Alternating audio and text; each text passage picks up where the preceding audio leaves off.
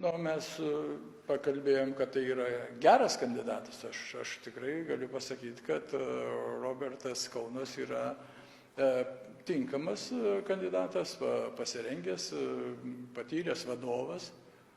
Pirmiausia, to, ko reikia krašto apsaugos ministerijai, įsiklausantis į kitų nuomonę žmonių, ko vėlgi, man atrodo, sistemai reikia, nes sistema yra didelė, reikia girdėti ir civilius, ir kariškius, reikia mokėti rasti kalbą su politikais, ir kolegom, ir oponentais.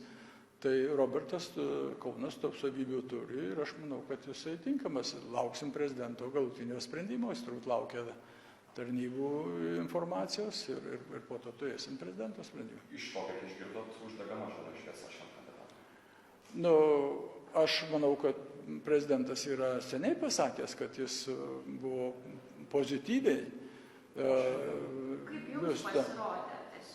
Man atrodo, kad jis sutinka su mano ir kitų nuomonė, kurie sako, kad Robertas Kaunas yra tinkamas vadovas.